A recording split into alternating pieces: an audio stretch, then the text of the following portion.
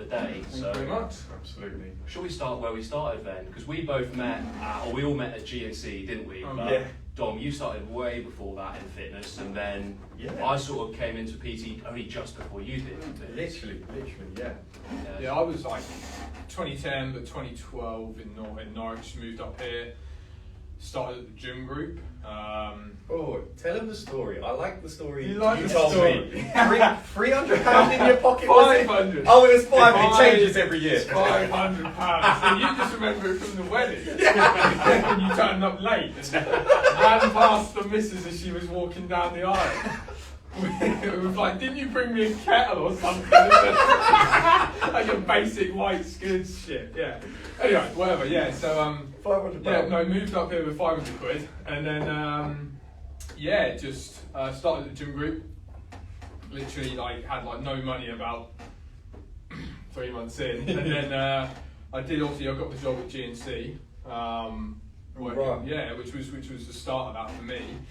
And then yeah, it just sort of snowballed from there. Like obviously, I think it's a good place for a PT to start is the gym group, Yeah. or a pure gym.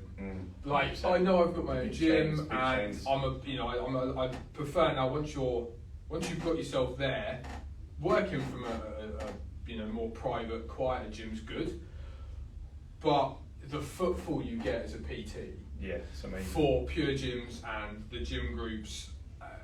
But we'll call them budget gyms. Yeah, yeah. Is so good for PTs, up and coming PTs, just qualified. And I don't know what they do now, but when I was there, you just done 3 hours for the gym, Yeah. and you didn't pay any rent. I don't know if it's the same. I think Similar. it's nearer 15 now, isn't it? Is it 15 hours a week? 12 for pure gym. Yeah. 12 for pure gym. So for me, like, that's great. Like, you're not outlaying money, and you've got access to thousands. I think when I was at the gym group, the one in Norwich, they had like 5,000 members when I was there at peak, and that's a lot of footfall coming through the door. And I think as long as you're going around talking to people, making yourself like known, saying hello to people is probably the big one. Yeah, like obviously you're great at that. Yeah, you got it. You've got to be social. Like, if Yeah. you just try and hide away and expect people to come to like look at the PT board with the signs and It's look at rare. someone's It's rare. Especially as well, like I think like qualifications we need them, but like some people just overload, in my opinion, on qualifications. Yeah. They'll get thinking it'll make they'll them. get every 2-day weekend Yeah. kettlebell, Yeah. whatever else, spin. Yeah. Class instructor The course. They've got like boxercise. 10 different things that they can do, and you just look and going, It's too much. yeah, It's too much. yeah, exactly. Yeah, or they haven't spent the time in between to actually apply the stuff they've No, just learned. They've just The learned it for sake of basics, learning. then fundamentals. Yeah. Yeah, Absolutely. but that's how I So kind of got overlooked. started. That's how I got started there, and then I left after 2 years and went to worked in a CrossFit gym. Not doing CrossFit, but just For the record. For the record. I'm not gonna start on that. Yeah. We love CrossFit. Yeah. But yeah, so interesting. I worked there. They got really busy, which was good for them. So I then left, bounced around a few other gyms, and then just kind of wanted to just work for myself and have like. I kind of wanted to look after other PTs in the industry who had kind of been messed about by other gym owners, because it can be quite a volatile area. But yeah, and then sort of set up my own place, and then we moved again, and then we are where we are now. So it's been a long old journey. What was the 10 actual? years. What was the course like when you did it way back then? I did mine. I actually did an online course. Yeah, wow. I did my level 2 with I think it was through the YMCA. Oh yeah. Back in sort of Cambridge, and then I went online. I can't actually remember who I worked with. So I did like, I think it was about 9-10 months of online, and then I went to the David Lloyd's in Ipswich, Yeah. and I was the closest person to Ipswich. It's about an hour and a half away. Wow. The closest person had to wait till last to do their tests, like their physical exam. I literally didn't do it till 4. I got there at 9. So you just stood there with your client case study. just Like my mate came with me. He was my case study. We trained, and then we went for a fry out. And we came back and we trained again. And then the woman was like, yeah, well now you will do your exam, your practical exam. So yeah, we were there till like 4, got home at like 5:30. And that was all good, passed on the day and stuff. But yeah, that was a lot of just reading online, this, that, and the other, which is a good way of doing it. I'd probably have preferred more practical stuff. Yeah. But I think at the time when I was doing it, I was working at a gym, so I was lucky that I could go. You're still seeing my side of it. Yeah, and I had the access to be able to still practice techniques and all the sort of stuff they teach you and stuff. So yeah, that was good. But yeah, it's kind of, that was that for me there, and then obviously just leading up to where we are now, pretty much with 10 years this year. So Yeah. Where are you now? Like, tell them. well, obviously we've got our own gym, so Obviously. that's the end goal. yeah, like I went into business with a friend of mine, and then it didn't really work out massively for them. So I sort of we found another business partner, and then I sort of bought him out because he had other ventures he wanted to go into. So I just basically took it on myself. Nice. Took it on myself, and you still PT? Still PT. So Within yeah, your own gym? still PT in my own gym. Got a couple of therapists as well. Nice. A couple of other PTs who work here. Always room for more. But Where are we? Ironside. So we're down Roundtree Way. Yeah, we we're go. inside. It's a pain in the arse to find. We're Give us the ring. Basically, look for We Buy Any Car. So yeah, we're in Sapphire House. I think that was the thing I found. Like when I had my own gym, and I worked at the gym before, that was like a warehouse gym. You think it's going to be great as a PT. It's so cold. It's brutal, man. Like it's like 0 degrees outside. It's like -2 in the gym, and you're thinking. Like I remember when I was at the old gym when it was called Evolution before I moved and made it Ironside. We had a day I drove down the NDR in snow in the missus' car. I had one client who said I'll make it. Everything else cancelled. And I was like, I will get there. I got stuck on the NDR. I had a spade. I had to dig myself out of the snow just to get to work. My client did come and we trained, and I had the gym open like for about 3 hours, and I went, I'm just going home. I think that was the beast from the east. I remember that because I was living in the city just down Deerham Road, so it was only normally 15-20 minute walk, straight line for me, and I'm putting bin bags in my shoes to make sure my feet don't go out. I was slipping down Deerham Road only to come in. I had 5 people booked in. Sorry, can't make it. Sorry, can't make it. Sorry, can't make it. Sorry, can't make it. Like, well, I'll train while I'm here, man. Yeah, it was brutal. I had that, and it was freezing. So I decided to move to a gym with aircon. Indoor gym. I needed an indoor gym because I think 3 or 4 years has ruined my blood flow to my fingers and toes. But I think it makes you learn a lot about becoming a PT, that sort of stuff. Like also the hours, getting up early.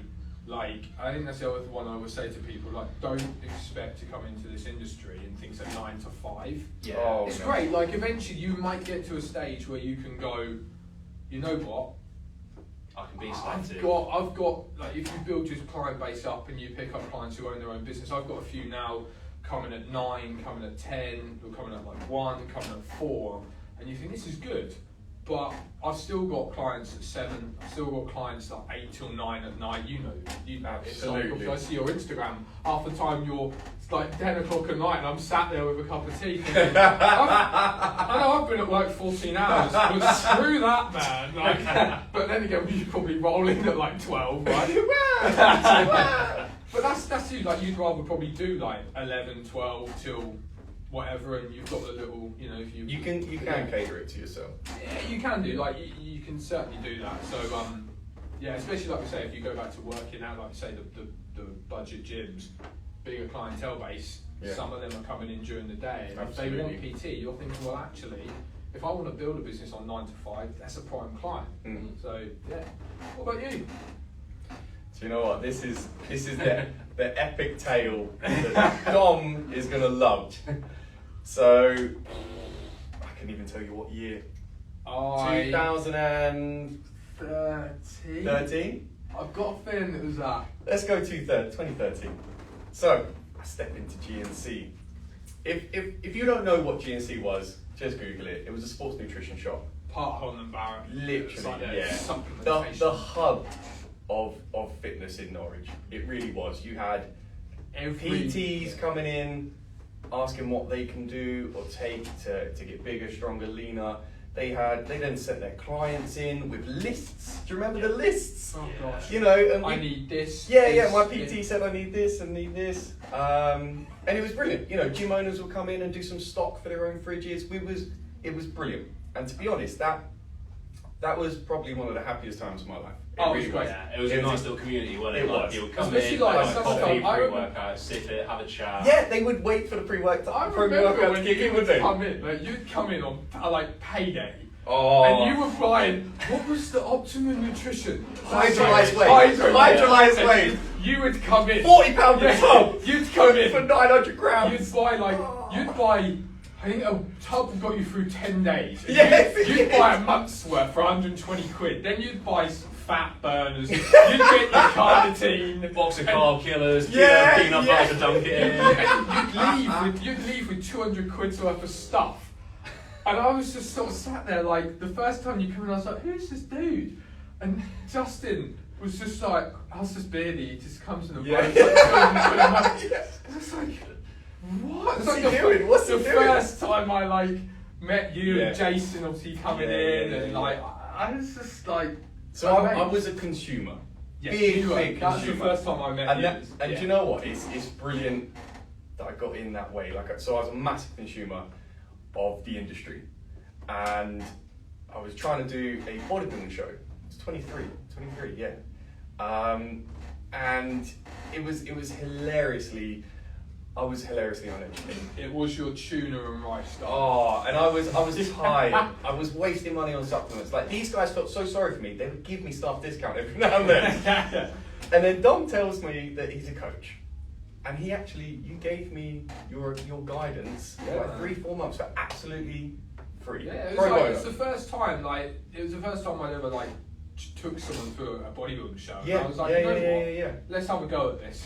Yeah. It was. Yeah, I remember it. Like, I remember it well. I remember you coming in sunflower oil, tinned tuna, Oh, rice, like 3 times a day, and a protein shake. And I was stereotypical. And I was just like, this looks all like that a- Google would have told me. Yeah, it could have been worse. It could be fish and rice diet, Could have fish been. and rice cakes. Fish but- and half right. Yeah. But yeah, I was I was amazed, and then that was a fun one. I remember like it was about a week out. You rang me, and you were like, I can't do it. And I was like, what? And you said I just eaten a Thomas Domino's, a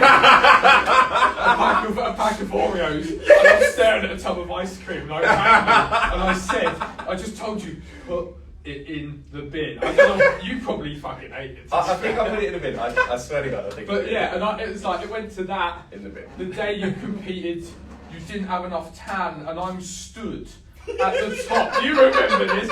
I remember you heard this. I was stood at the top of the. I don't even know what that building in Yarmouth was called. I don't know what it was And called. and literally, This is show day. there's Show you day. in your tighty blue, Budgie smugglers. Yeah, they were- budgie smugglers. Dull blue. Everything's being held in, and there's me rubbing tan into your groin.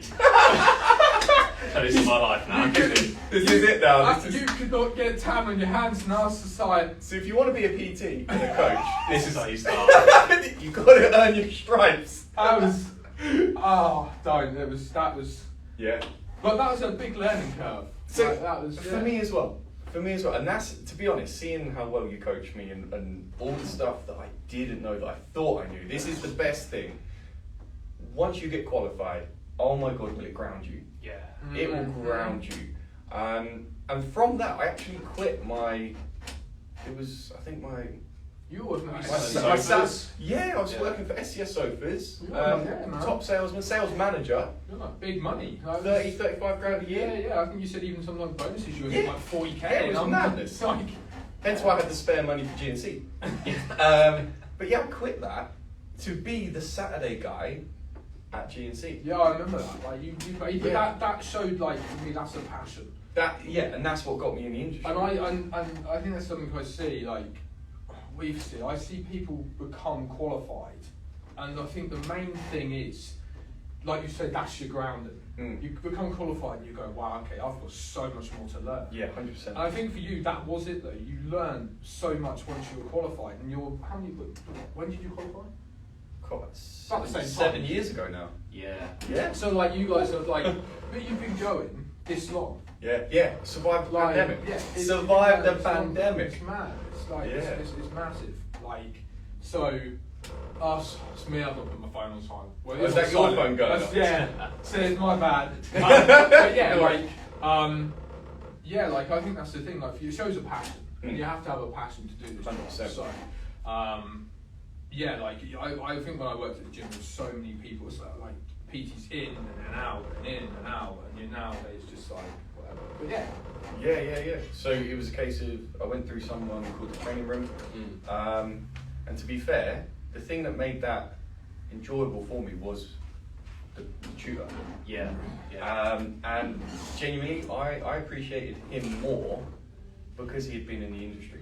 Yeah. Because sometimes you just get tutors that are just academically good and they're not physically good. Especially if it's colleges, because sometimes you just get like the PE teacher come through. Yeah, literally. Just because he's got the quals, Yeah. he comes in and he gives you the quals. Yeah. But you miss out on so much of the practical side of the big element of knowing what happens on the ground. Yeah. And I think that's why we all get on really well, is because we've got that common interest of we are all the men on the ground. Yeah. I think that's the thing. Like, with qualifications nowadays, it looks better for a qualification company if they just pass you. Oh, Yeah, of course. Yeah, they yeah. just throw numbers through. And Absolutely. Like I've heard of PTs, like qualification companies, shall we say, who will message if they gave say they've not kept their end of the bargain, and they get given a 4 out of 5 stars for the quality of what their company's given. Like, you get the company messaging, can you change it to 5 stars? I've heard of this happening, and I'm thinking, well, clearly you've not held up your end of the bargain. Yeah. And like when you obviously said, obviously how you're setting up your own company, I was like, man, respect, because we Yeah. know it's going to be run well. This is it. I was well pleased to hear And that. Yeah. that's also why I didn't want to stop training. Like, I still have clients every day, every week, because students need to have the stories to back up the theory. So it's one thing to say, oh yeah, make sure you memorise this bit of a textbook because this will come up in the exam, where it needs to be like, you need to learn this, or at least know where to find it. Because I remember when I had my first client and they said this, I need to know this, or I need to go find it out. So then they did this, or they didn't do that moving forward. And I think that's the thing as well. Like, you see some people set up the companies, and because they stop training clients themselves, they kind of forget. You lose that ear to the ground, don't you? You do. Yeah. They forget what they should be doing, and you're just kind of like, yeah, you've got. Especially in this industry, because we know it's so fast paced. Even the last 2 years, like Everything's you think changing. Online coaching, a lot of people before, right or Absolutely. wrongly, it was like, Yeah. here's an Excel spreadsheet, I'll have a chat with you once a month. Yeah. See And you then, then. and then ultimately COVID hit, and everyone's going, I need to do some online PT. Yeah. And then you look at what some people are doing, and you go in, this is mad. I reckon if I had no less than like 2 years out of the game and then try to come back to it, I know it'd be different. I think for me, it's 100% be different. it's the science as well, isn't it? Yeah. Like, because Yeah, of the yeah, science, absolutely. Like, if you don't keep up with it, and this, like, the amount of stuff that when I first qualified, to what now I look back and think, did I really say that? Did I really? Yeah. But that's not Absolutely. that's not a bad coaching. No, not You're at just all. going off what you know at the science time. changes. It's a Yeah. part of progression. Exactly, yeah. 100%. Yeah. But yeah, so what have you guys gone on to do since you got qual? Have you gone on to do other knowledge-based stuff, or you just been picking stuff up online? You go first. To be fair, when I come out of the training room, I got extra quals in nutrition. Yeah. And obviously we've got that sort of rough element of sports nutrition Well, from yeah, GNC. we did get qualifications. Yeah, so- A-level equivalents, weren't they? Yeah, pretty much. Yeah. Couldn't tell you where they are. So yeah, I came into the industry at quite a high level anyway. I do class myself as an elite PT. Like, there's nothing wrong with like bigging yourself up. I think that's the problem with a lot of people, PTs. They don't think they're good enough. Again, this is one issue with budget gyms. You go in and every PT is trying to underdo the other one. Yeah. And I'm always turning around. If any PT sort of say to me, what do you charge? I'll happily sit down and talk to them about that. But then I'll just turn around and say, like, look, at the end of the day, buy cheap, buy twice. So, across everything. Yeah. Like, and just make sure that you're if you're charging more and you have a list of what you give someone, just make sure you stick to it. Yeah. That's basically it. Yeah. But it's like PTs, like you say, like who will try and they're charging 20 quid an hour, which we know Phil Learney. Yeah. Phil Yeah, Learney. yeah, Like, yeah. I remember watching, listening to a thing, reading a post by Phil Learney. If you're becoming a PT, great. Go follow is it at the PT coach? Yeah, he's PT Something coach, and then like that. we both did ACA, the Advanced Yeah, Coaching so Academy, right? we did that. So we done the ACA. So that's like once you become a PT with someone like your company, the ACA like goes more in depth. And you have like there's a nutrition module, there's Business and there's coaching, business, and then there's like marketing, and it goes in depth. But with something like that, he put a post out on Instagram saying like when he first started charging in something like Cumbria or something. Yeah, because like, he was up north and he came down to London, middle of the right? arse end of nowhere, essentially. He when he first started charging as a PT, it was like 25, 30 quid. It's like 30 years ago. Yeah. And I now see PTs charging 25 quid a session, and I'm going, 30 years ago, someone in the middle of the arse end of nowhere, not a city, was charging that fee. And I think again, London prices, but when he finished PTing for the past few years, his last finishing rate for the past 3 or 4 years before he retires as a PT, without VAT, was 250 quid a session. This is in Mayfair in London. But you're looking at like nearly getting up to £300 a session, an hour. And he said that was without nutrition. He would charge extra for nutrition. This is it, yeah. All the And goodies this and you that, got. all the goodies. So, you know, in Norwich you're not going to be charging that. We know, but I think like, you've got to like maybe do some market research and just value yourself. You've just got a qualification. You're taking someone else's health into your hands. Absolutely. Like own that. Yeah, I think people play the wrong game. People come into it, and I think, like I said, I can only speak of what happened at the gym group, and I'll probably use the same at Pure, where people do look on the staff board, have a chat with the staff room, what are you charging? And they're racing to beat people on price rather than beat people on service, which should be the end goal, right? It's way easier, I think, to deliver a better service than it is to cut your price. And stick to it as well, own it. It's hard seeing other people get clients maybe a bit quicker than yourselves. Especially, you can get the same qualifications. Like since my academy, I haven't gained any extra qualifications, just my own research. And you'll find as you go along, you'll come across different ailments, illnesses, and injuries, and you'll go home and you'll do your research on that. And once you've seen it, you've seen it once, you can then see it again from a mile off. If you take it in, and then that is your own sort of. You make your own research. And that's what can separate you, because But anyway, so I've seen people just get so panicky about other PTs lowballing it, and it's all been under the radar. I've even heard people charging £10 a session. Oh man. And you sit there and you're like, well, no one's going to want to pay me my 30 or 40. Right. And it makes you, it puts you into a corner, doesn't it? Yeah. But just have that value in yourself and trust that you can deliver that service. And just I think the other thing is as well, like this is an industry where you can make a decent living, right? So, and when you're working those hours, like longer days, longer hours, whatever it might be, if you're charging 10 quid an hour, that's virtually minimum wage. You've got a lot more responsibility in this job, and this is not. Then stacking shelves at Tesco's. And that's no disrespect on someone who does that as a job. Oh, absolutely. You're taking someone else's health in your hands, like someone else's body in that session, like. And like you say, you said you're better off charging more and giving a service, because I think the one thing that I've learned a lot from this industry is people invest in you as a person. People invest in people. Like if you are training a client, and I've seen it, the whole hour PT's on the phone on Facebook. Charging 18 quid. Well, you paying 18 quid a session, that's 18 quid worth a session. If you pay 36 quid a session, 40 quid a session, whatever it might be, then I think the other thing you've got there is you give 100% to that client there and then.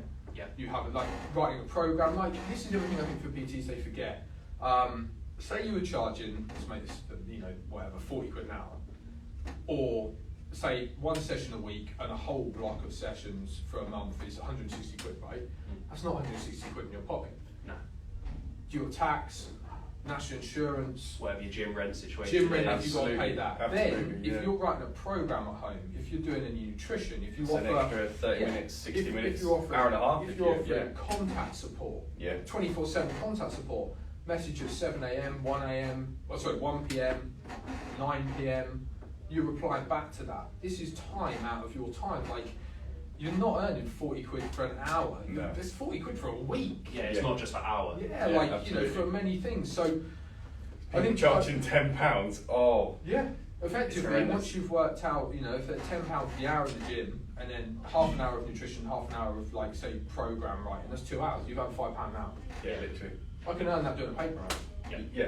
It's Yeah. like And when you finish Like- the paper round, you're done. You Yeah, haven't got yeah, the yeah, extra yeah, yeah. responsibilities, You don't have got to the worry additional about learning them or- papers anymore. I think that's the thing for me. So like I done the ACA, and then like I've now delved into more like nutritional therapy, naturopathy to go down the nutrition route. But that's come through my own sort of stuff, and that's going to be dealing with a lot more health issues. But there is an element of that where I can bring that in with the PT. 100%. But that's like getting a lot more advanced. But yeah, like the ACA is probably the next step after you become qualified. The ACA is a great one. I started to go down the S&C route, and then quickly realised this is just not the market in Norfolk. Yeah. No, not If you want to, for if you're in Loughborough or like London, you want to work with athletes. Mm. Like you definitely want to work with athletes.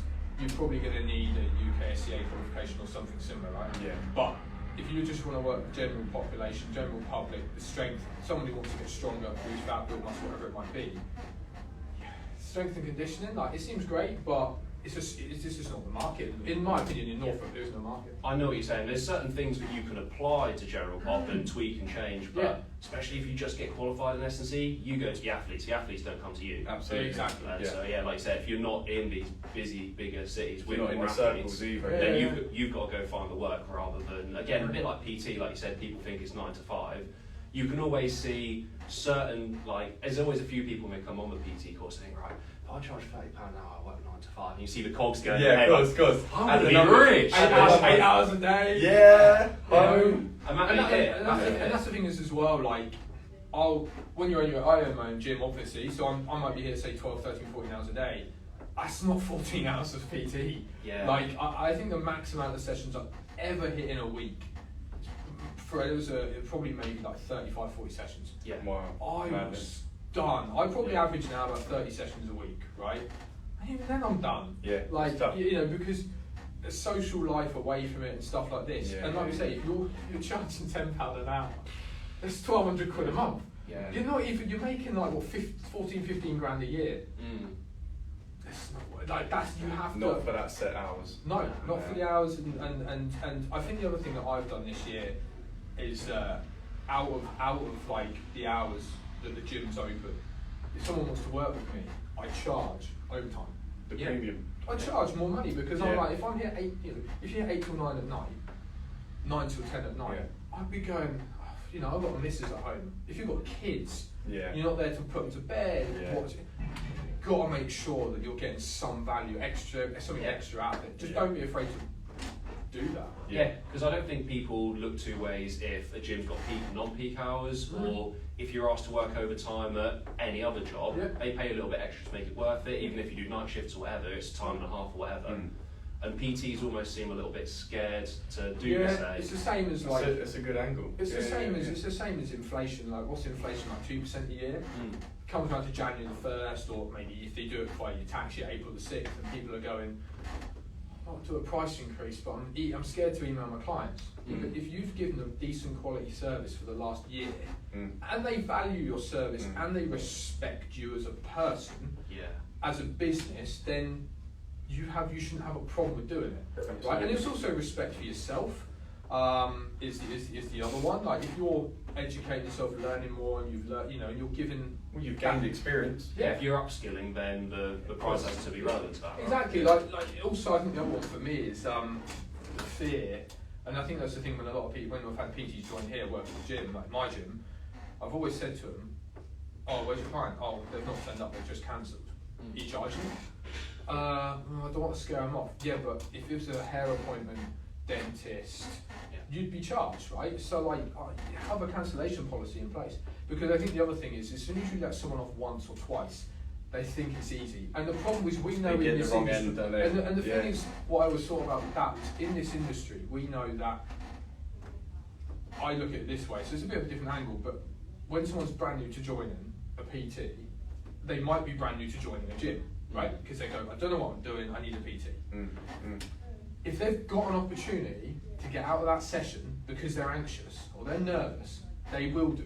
Yeah. If you turn around and go, I'm going to charge you for that, they will turn up because they go, I'm being charged. Yeah. In a way, and that sounds like slightly you're bullying someone, but it's a helpful way to get someone in the environment and build their confidence. Make them more adherent. You're actually, it seems weird to think of it that way, but it's investment, isn't it? And I think that also ties into what you charge. If you charge someone £10 an hour, they're going to care about it £10 an hour worth. Yeah, exactly. Yeah. If you're charging someone £30-40 an hour and you're giving them a decent service, they're going to put that much more effort in on their end. Because, like, don't get me wrong, I think some people still have the idea, but a lot of people know now that you can't just chuck money at PT and then suddenly look good or suddenly feel good or suddenly healthy. Yeah. We are more like GPSs where we hope you know by now. Yeah, we're here to help, and we've got the tools and the pathways you can go down, but the client still has to walk those walks, and we can help instill the habits, but if they don't do the stuff that we recommend, then changes don't happen. Absolutely. Yeah, well, I'm sure we've all had it numerous times. I've had it literally even recently, like clients go, when you talk about my nutrition, and I'm like, I've looked at it twice.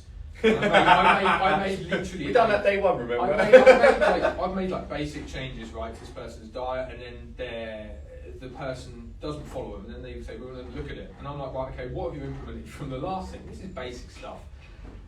10 days, 10,000 steps, drink more water, and they've wanted to increase food, so I'm like, increase literally the whole food you're eating, X, Y, and Z. They've done none of it. And I'm going, why would I give you, like, we'll call it stage 2 if we've not even done stage 1.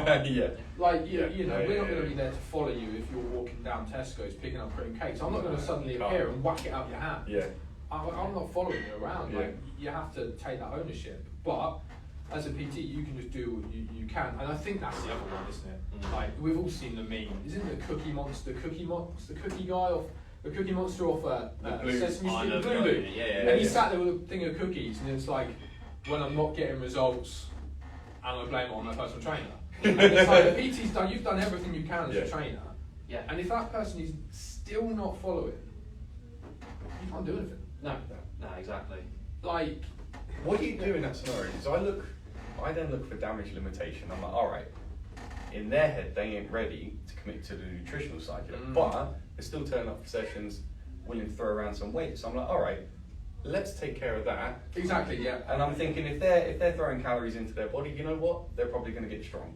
Yeah. So let's get them strong. Because then build some muscle, maybe. That's a target they can achieve. Instead of just thinking, oh, they're not following their nutrition, they're not going to get no results. No, find something that is measurable to them, and in their headspace. Like sometimes I'll charge for everything, nutrition and training. If I've got a client who's doing that, I will be honest as a PT and go, look, you're wasting me writing your nutrition program, right? So why not take away the nutrition and I'll reduce your fee a little bit. Just a little bit. It reduces. I haven't got excess work to do out of here. Yeah. So I'm like, I'll help you out. You know, you build then a better rapport with that person. Absolutely. Right? Yeah. Whereas I know some coaches there are coaches who are out there who would literally go, right, I'm not training you anymore. Yeah. The problem is you instantly just ruin someone's confidence. Absolutely. Yeah. Or it gives PTs bad rep as well. That's it. We all do get tired of the same brush, like it or not. Exactly. That's it. We are not all the same. PTs are that's it. PTs are rubbish. That's what you get basic. That was the same question. What do you need a PT for? But it is about delving a little bit deeper, like you said, because there might be other underlying issues as to why they're not able to commit to other stuff, and it's again that's why I think they're like basic. I don't know if you're going to go on to that, but definitely looking into like mental side of things. You might get someone to fill out a Part Q. I guarantee 90% of people aren't honest on the Part Q. No, there's a lot of reading between the lines. You got to do it. Make sure you're doing that stuff. But loads of people aren't going to want to tell you if they've got an eating disorder. Yeah. They've literally just met you for the first time. You think they're going to walk in. Some people will, but some people aren't going to go anorexic, bulimic, whatever. Because that trust isn't there. Yeah, absolutely. You might have to build up that with that person. So if they've got an eating disorder and you know about it, start to work with someone. Find a psychiatrist or whatever it is they might be, and link up with that person, refer them on, whatever it might, I think that's the thing I've seen before. PTs try to do that job, and I'm not. You can't help someone with anorexia. That is not your skill set. Like, if they've got it and you know about it, you need to refer out. Like, stop trying to be Like it's great to add strings to your bow, but if you haven't got a qualification, you're not good for working. Know your limits. Yeah, exactly. Know your limits. Stay in your lane, basically. Absolutely. Stay in your lane. Like I had you probably remember the client Tom Wright, great guy. Yeah.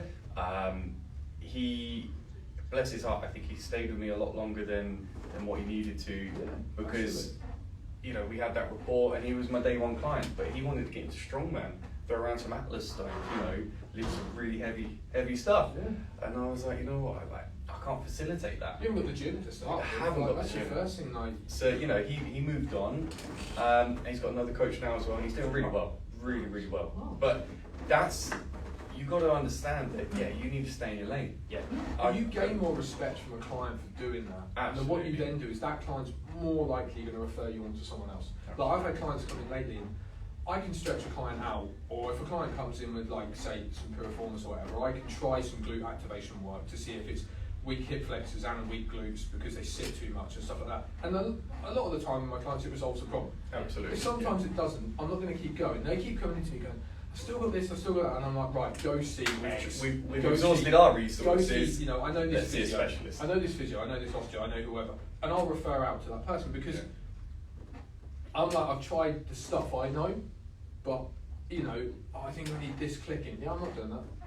I'm not going to try and click you. No, that's not the job. I'm not going to start watching YouTube and trying to load up the but people doing this, it's only really from the same thing we probably all have, the getting into the industry because you want to help people. But you've got to be mature enough to understand where you can and where you can't, and where other people can. But it works both ways. It works both ways. Like, I've had when I many years ago, she now works here, Janine. Obviously, Janine Lily massage, does sports massage and stuff.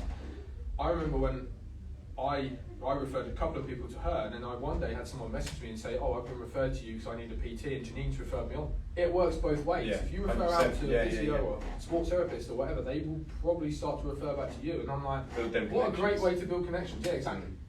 Brilliant. Especially do it in your own gym as well if you can.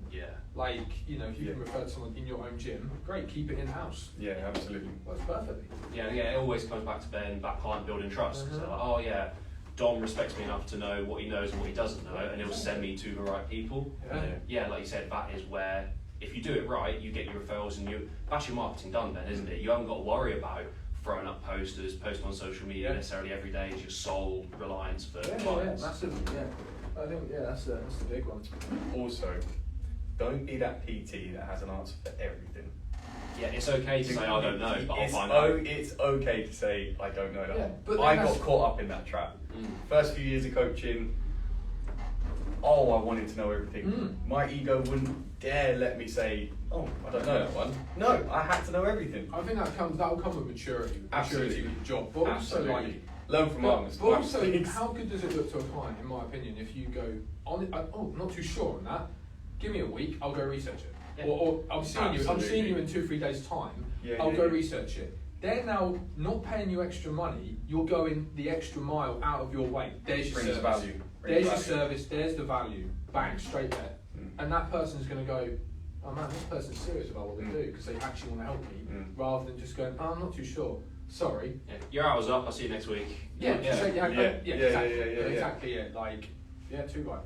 But how did you guys get on picking up your first few clients when you got qualified? Because I think we all did the same thing, going to these high footfall gyms. 100%. What were the tactics you got when you're like, right, this is my first shift, I haven't got any clients, what do I do now? I made up a class. I voluntarily ran a class. I called it Beach Bodies. I Beach Bodies, and I gave my time for absolutely free for 12 whole weeks. And it got so good, so popular, that the gym ended up saying, right, well, we'll take that class on as running it as one of our own, and I got paid £20 a class for that. And then from there, I took on clients. I think I done the same. I hated classes, but I didn't do classes. I've done a lot of talking, meet and greet, like when someone comes in through the pods or whatever it is at the gym groups and the pure gyms, you say hello, smile. Once someone's on a machine, I was doing like, just chatting to them. Just literally seeing how they are. Like not trying to sell my services, say hello, be that person there for that person. And then I think I started to do some like free 30-minute sessions. Yeah. This is what PT entails. It's not going to be a case of just annihilating you till you can't walk and you whatever. That's it. Yeah. People get scared. They go, "Oh, please don't annihilate me. Take it easy on me." You know. So I think I've done some free sort of 30-minute sessions. The main one was just chatting to people. Yeah. I think now actually one of the big ones for me, and I know you kind of need to have some testimonials and stuff. Once you've got a few, and you've done the picking up and you've spoke to people, get a website. Like I many people go to me, how much do you get from your website? And I'm like, I probably get 80 to 90% of business from my website. Wow. Like it's mad, but I suppose I train, most of my people are 35 onwards, right? And they will go to Google, personal trainers in Norwich, personal trainers in Norfolk, bang, whatever comes up. I don't know about you guys, but if I find someone on Google Maps and I click on their thing and this is me personally, say it's another business, sales looking for a cake maker or a hotel, B&B, I don't know what it is. If I click on it and it's got number, maybe email address, but not a website, I'm going, wouldn't mind just having a little look at the room, or wouldn't mind looking at some of the very cakes. true. It's very true. Okay, you've got Google reviews, Yeah. but if you can slap a photo of that person up as well. Yeah. I know it sounds stupid, but some people aren't dumb. They will go, that person's name is, say, pick a client of mine, say like Mandy Bush, right? If you put the person's full name, Mandy Bush or Caroline Calver or Ben Weaver, whatever it might be, they'll go, that's what he looks like, that's his name, bang, Facebook or Instagram. Are they on there? Then they'll go on there. If you go on there, that person might say, "I'll check in day with Domino's PT." Yeah, this is a legit testimonial. This isn't a load of rubbish. This is social proof. This person exists. So this PT is legit. He's got these testimonials. They're real people. Because it's so easy to just get your family to set up a Google account called Wendy and put a review. Or literally leave a Google review. Yeah. Like it's so Make it easy genuine. to do it. So if you can make it genuine, stuff like that, that's a good one. So for me, like once you've got your first few, like get a website. Don't have to, like it just wins, cheap one, whatever. But then, definitely like set up a class if you're into that. But I've done some classes like for free, and you pick up clients from it because again, it's that people go, "This is great," but what if I want to get stronger? Absolutely. What if I want to like get lean? I know this is great, but how do I make it specific to me? Classes are generic. They will limit you. Yeah. Exactly. Yeah. But I think a big part of that as well is people want to get to know you before they chuck you 30 quid, spend an hour with you once a week. They want to know how you teach. Yeah, because at the end of the day, most general pop people, we are going to apply similar principles, but you are going to spend 1, 2, 3, 4 hours a week with this person. And if they're a bit dead or your personalities don't match up and you don't look forward to that hour, or you just sat there and like, right, 12 reps done, 60-second rest. And you stand there in silence. Yeah. That's not fun for them. They're not going to come back. I think that's one of the things you do best, Beard, is you make the sessions enjoyable. Your clients are always happy and smiley and laughing. Because they get more rest time because we're too busy waffling. That's all the free coffee you get. 4 minutes rest. Oh. Yeah, but to be fair, I've been. That was a superset. That was. I've been bad for that, but like I've been bad for that. But then when that happens and you start to get into a bit of a conversation with someone else talking about their weekend, you go, oh, no, okay, yeah, we'll just do another set. Yeah. You know, and you tend to do it on the heavier stuff anyway. Yeah. Oh, and what I've found is it is like, strategic, by the way. And I've done it with all my clients. Like you then get to your hour. And you run over by 10 minutes, and the client's going, "Oh, I'm really sorry, I took an extra 10 minutes of your time." And I'm like, "It's all great, we had fun, right? Like we enjoyed ourselves." I don't know about you. I literally, my initial consultation or my initial meet and greet with someone that wants to hire me, I tell them straight, and all my clients will tell you this.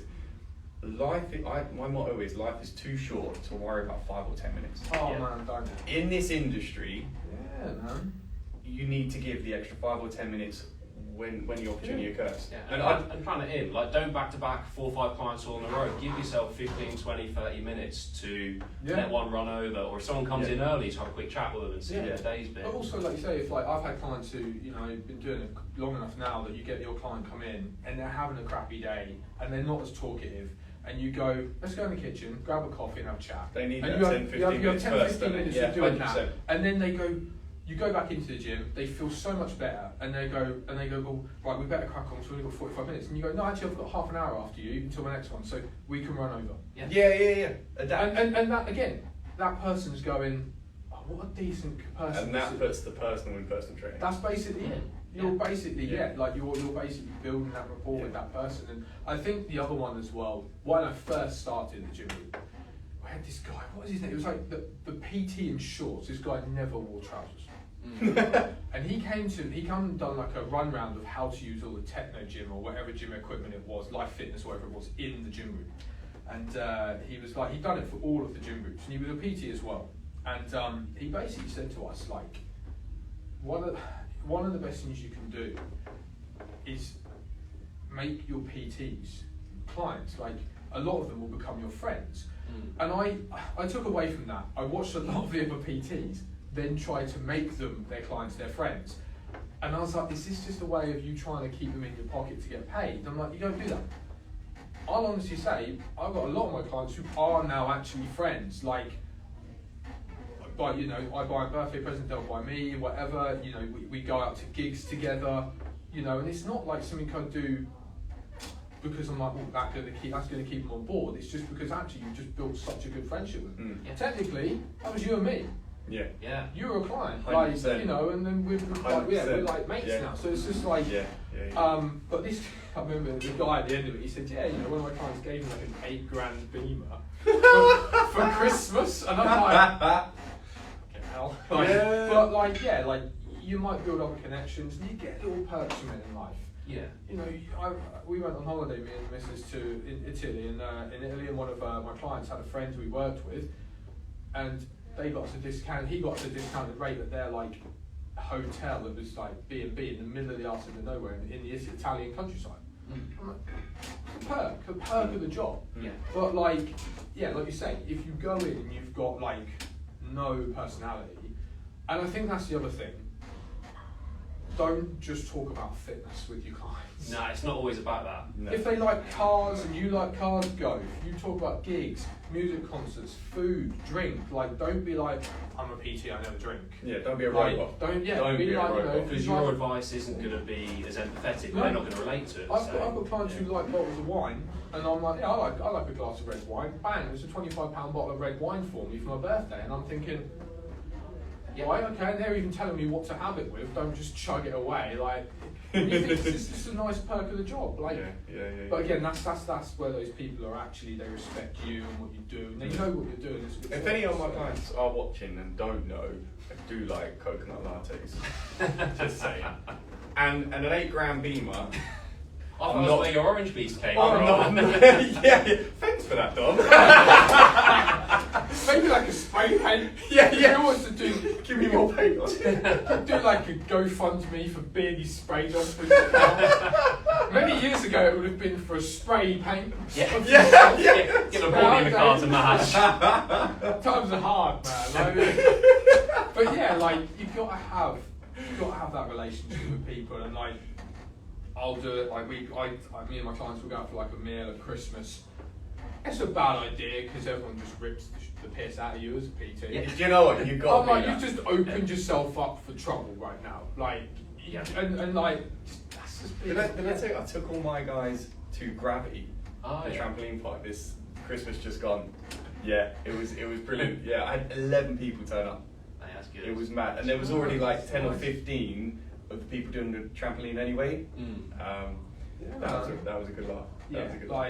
I think that's the thing. I think one of the other things I've always taken is look after the people who look after you and your business. 100%. And respect 100%. Them as much as you want them to respect you.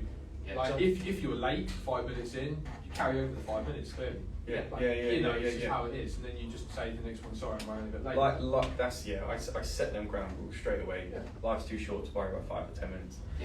Really true, right. So I think that's a big thing to think about as well. And like we're saying, you do come across a fair few clients who are great because they can train in those gaps, which isn't morning lunch and evenings, so they own their own business. Show them that love back to their businesses as well, even just like little things. Like one of my main clients, David, he's a hairdresser down on Burr Street, he's got his own salon.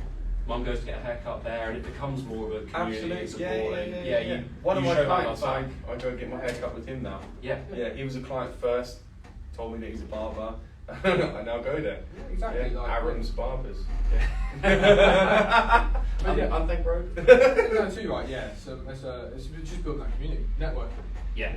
It's exactly it. So same as like we said about therapy side of things. So it works both ways massively.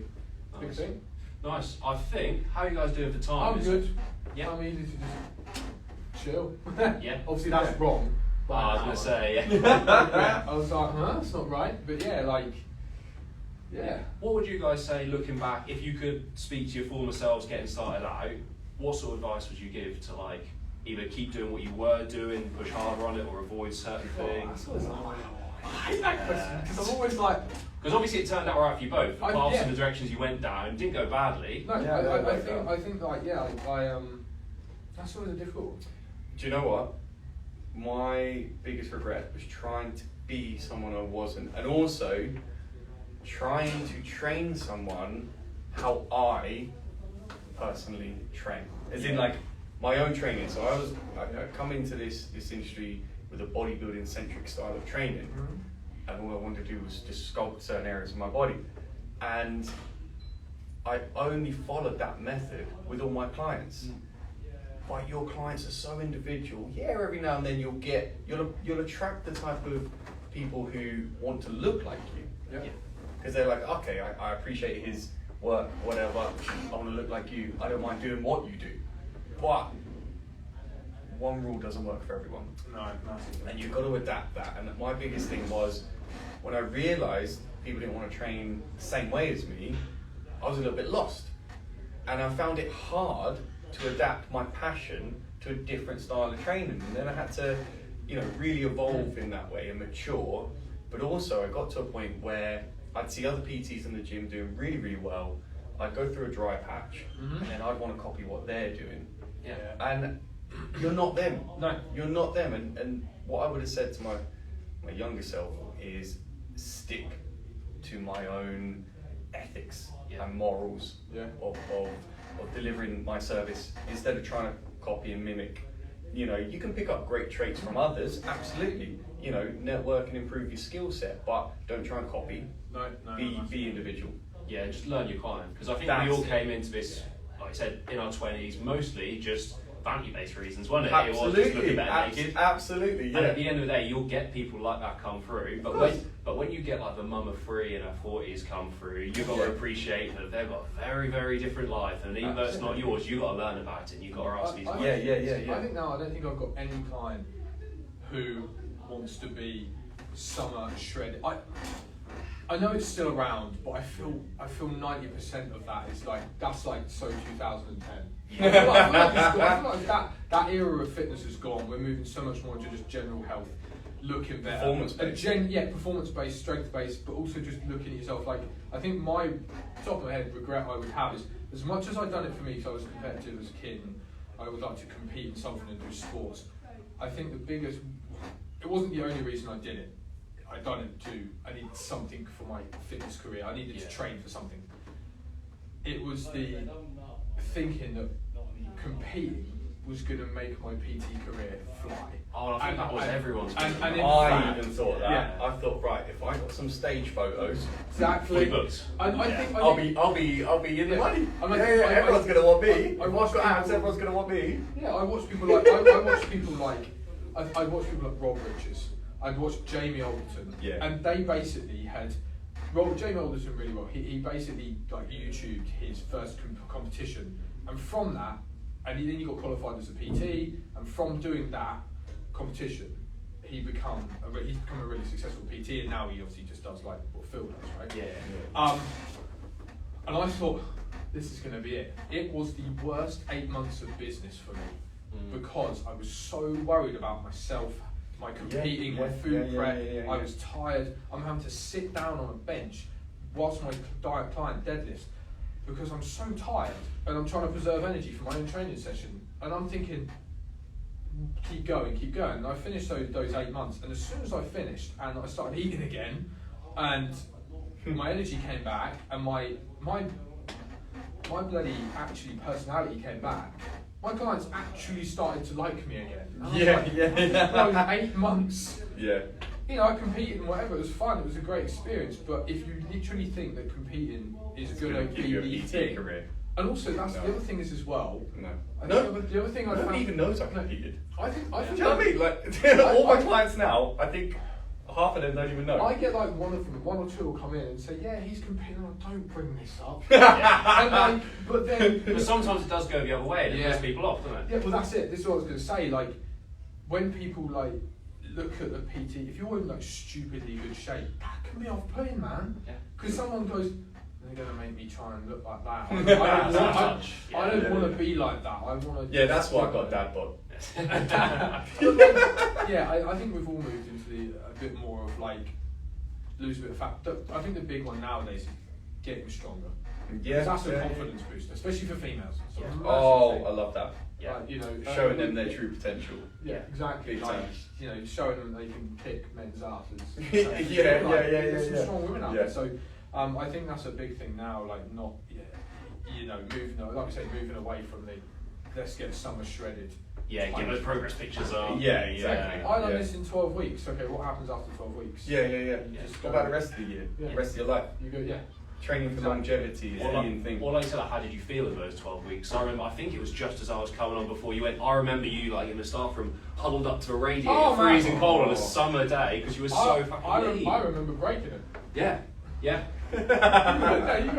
I literally did. I turned this radiator up so much that I snapped the adjuster cap on, and this thing was at 6 for 6 months, and it was summer. Oh. I was the only one in there who was in there like, this is lovely. Everyone else was coming and going. Everyone else would come in, grab their stuff out freezing. Or like leaving the door open to just get all this heat out of this room. But yeah, like I loved summer.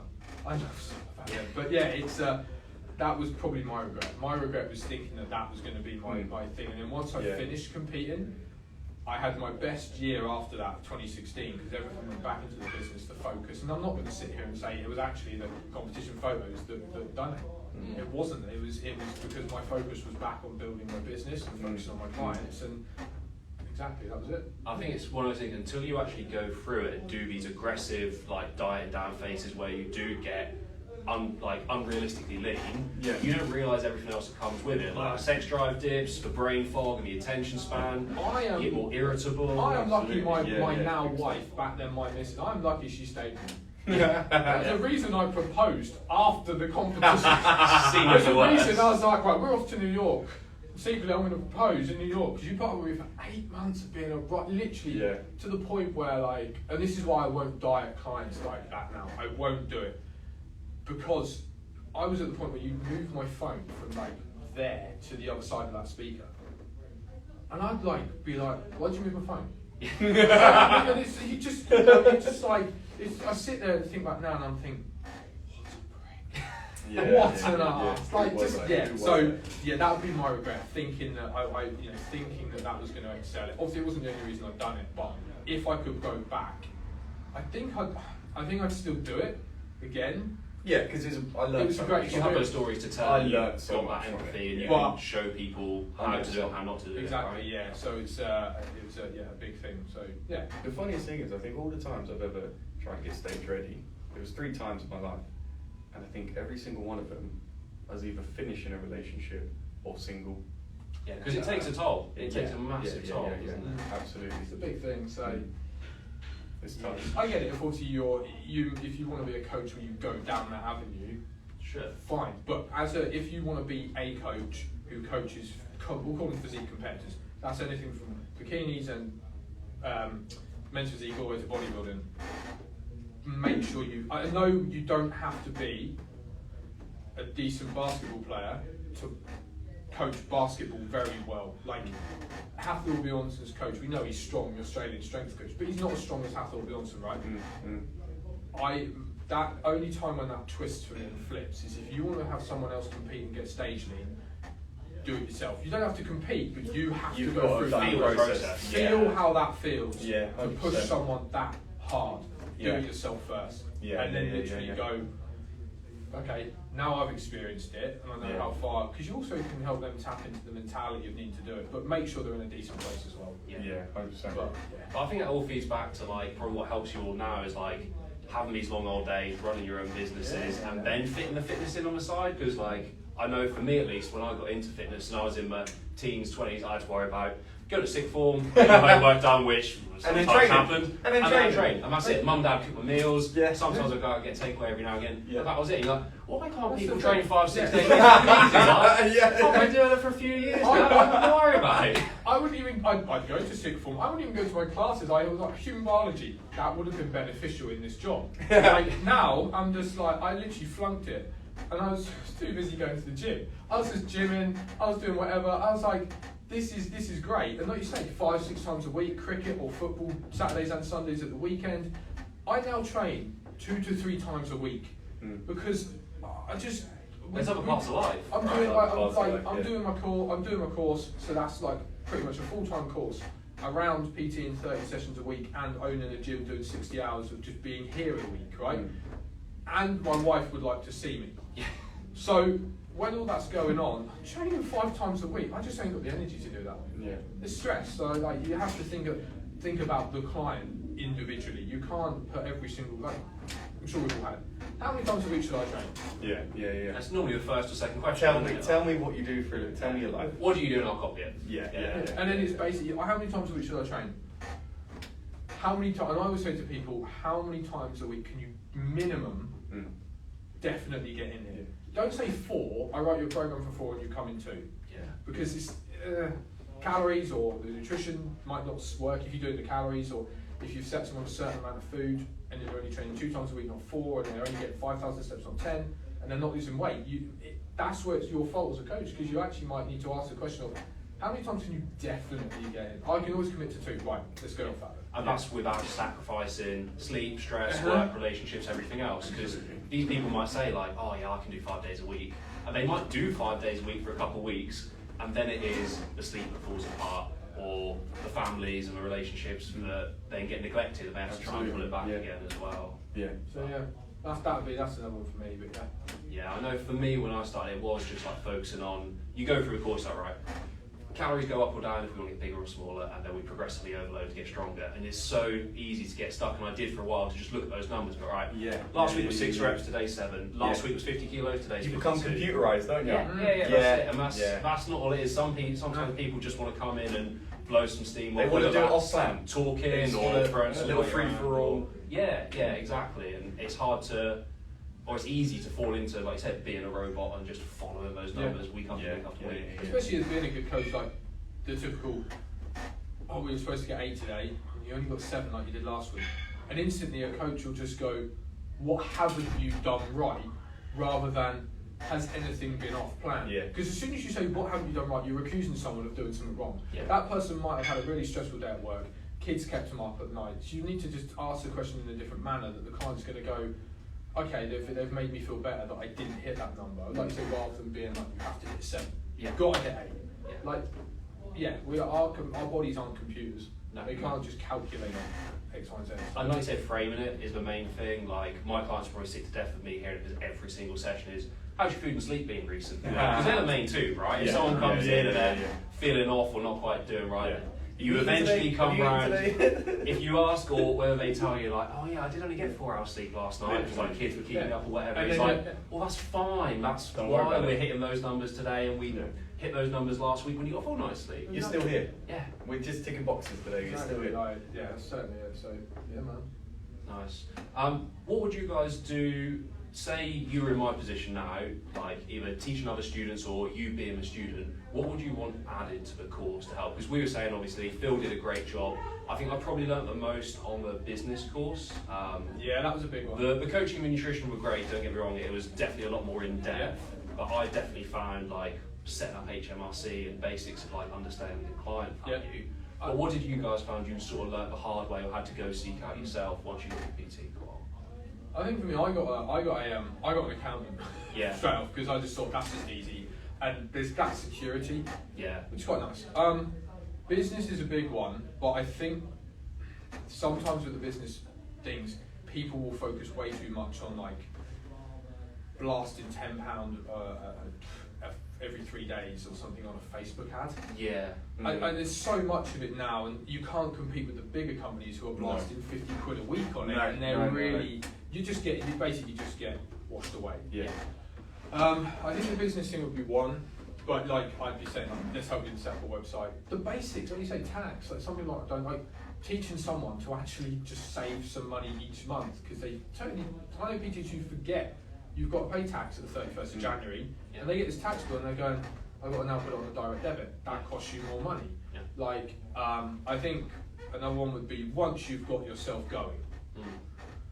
I always like to say, and I think the pandemic's taught us this now, try to have 5 to 6 months worth of your minimum wage you need to live. That doesn't mean you can buy takeaways and stuff like that. That's basic stuff, right? Bills. Have 5 to 6 months worth of that money all together in a savings account. Yeah. You need a backup plan, a security plan. If you get injured, even just people go on holiday, don't they? And you've got to account for that. that delays your paychecks. I'll fall into that trap when I got qualified, where you're like, right, I'm doing 20, 30 sessions a week. Times that week by 4, times that by 12, that's my yearly income. It's like, nah, people are ill, people go on holiday, you get ill, you go on holiday. I literally just work that out. Like for me, obviously owning a gym as well now, and the gym doesn't actually make money, right? So it pretty much breaks itself even just about. Sometimes I have to put a little bit of my own money in.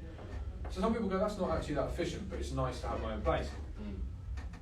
But like when I had COVID, I meant to cancel this and we've obviously rescheduled, but like I was like, okay, I'm off for 10 days, that's fine, I can chill. Okay, there's 10 days I'm not earning any money.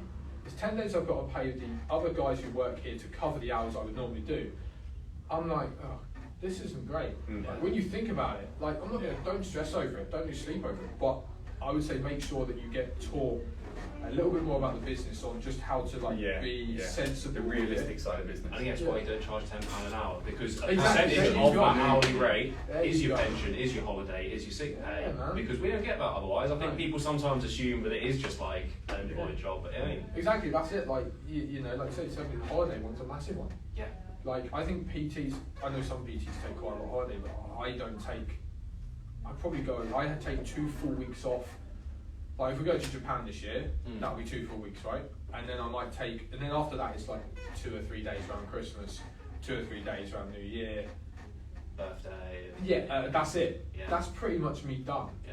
So I don't take 28. I don't get like 28 days or whatever it is most companies will get paid or whatever it is. We go get paid for that stuff. So you have. This is where like you think about what you're charging. Yeah. So I think definitely what you say there. I think the business one, integrating a bit of marketing and charging, or how much to charge, and helping like PTs or trainee PTs learn why.